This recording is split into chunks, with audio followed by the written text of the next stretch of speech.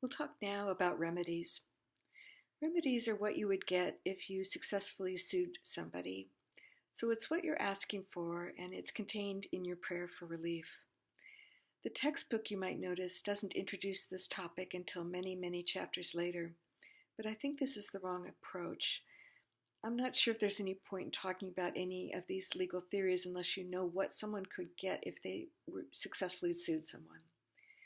It's relevant both to managing risk for your business. It's also relevant to your strategies. So I like to start with that topic so that then we can figure out how to be more strategic.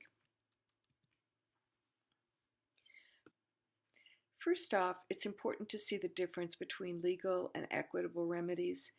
In a separate podcast, we talked about the different origins of law, the difference between courts of law and courts of equity. We retained that historical background, so most successful lawsuits get their legal remedy, which is money. But we don't call it money, sounds tacky, so we call it damages. There's only one legal remedy, that's damages. However, there is a small minority of cases where money will not solve the problem. Money is always nice, however, if what you want to happen is for someone to start doing something or stop doing something, or to modify an existing agreement or to change something, that's going to take something other than or something in addition to money. Any remedy that is not damages, by definition, must be an equitable remedy. This again is going to the historical source. This was a function of the fact that courts of equity could come up with more flexible causes of action and remedies that could truly solve a problem. So let's say your girlfriend put an embarrassing picture of you up online and you want it taken down. You need a court order, an injunction, let's say. So think about any remedy that isn't legal, i.e. damages. It must be equitable. In general, and you can figure this out, law prefers the legal remedies. Equitable remedies are available only if the legal remedy would not be sufficient. You can see why courts would prefer money because it's much easier to administer. Someone either paid or they didn't pay. Courts in general are reluctant to have to monitor behavior on an ongoing basis. It's kind of unmanageable. So in general, courts try to avoid remedies wherever possible that would trigger an ongoing involvement on their part. Occasionally, though, an equitable remedy is the only one that would solve the problem. But just realize that in general, courts have a preference for legal remedies. So let's start with the legal remedies, i.e. damages. First off, there are two big categories, compensatory damages and punitive damages. They're distinguished by their purpose, and compensatory damages are supposed to be designed to compensate the victim, while punitive damages, on the other hand, are designed to punish the wrongdoer. So they have totally different purposes. Compensatory damages are comprised of two kinds of damages. The first is called actual, sometimes called special damages.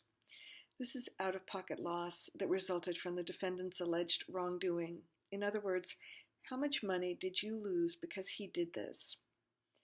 Actual damages tend to be very easy to determine because they're quantifiable. You can add them up. You're looking, though, for actual loss. On the other hand, general damages are damages that are truly suffered. It's not like they didn't occur, but they didn't result in an out-of-pocket loss to the plaintiff. The plaintiff is not financially poorer because of that event. You'll see general damages limited to pain and suffering and something called loss of enjoyment of life.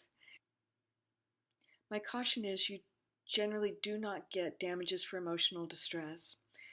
I don't know why all these phony TV commercials are saying that you can get paid for your emotional distress when the general answer is no, you can't. If you could get paid for your emotional distress, we'd all have viable lawsuits for today alone. So the general answer is no, you don't get paid for that. But think of a traditional sort of car accident case. Let's suppose you're in a car accident and God forbid your car is damaged.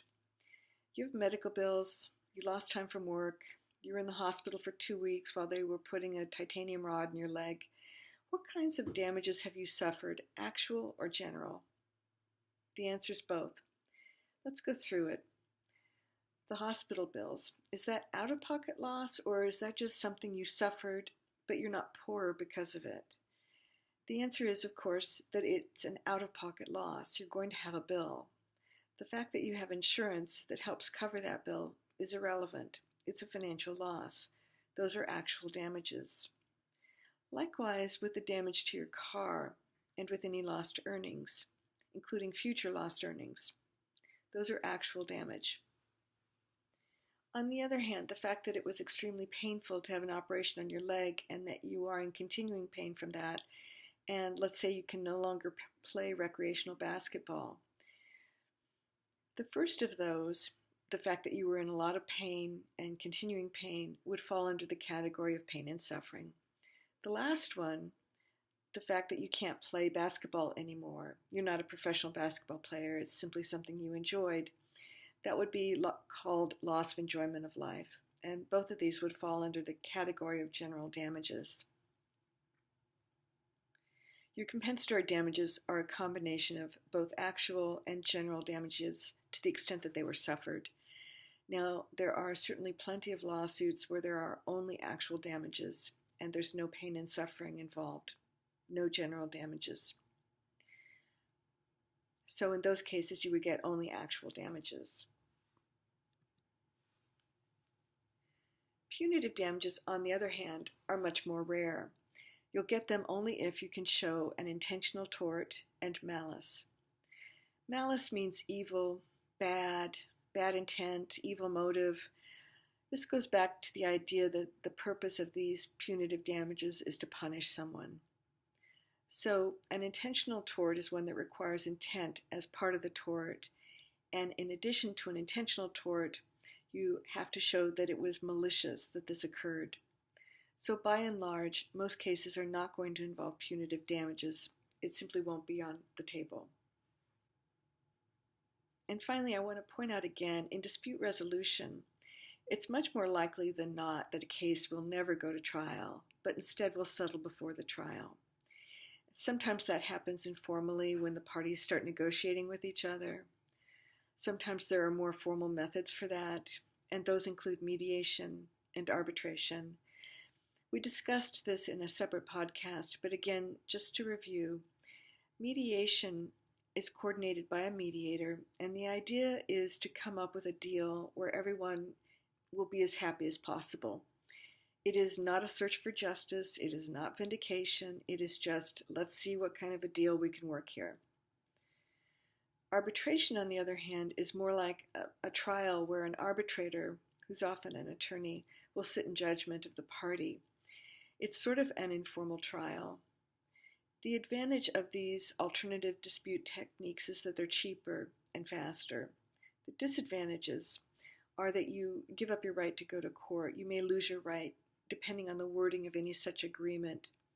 If you take a look at a clause for arbitration, and these are very common, for example, in employment contracts, they will either be binding or non-binding. A binding arbitration agreement means you agree to be bound by whatever the arbitrator says. You are giving up your right to go to court later if you're unhappy with that result. Non-binding arbitration, of course, is the reverse. You are compelling yourself to go to arbitration, but if either party is unhappy with the result, they preserve their right to go to trial. That concludes our discussion of remedies.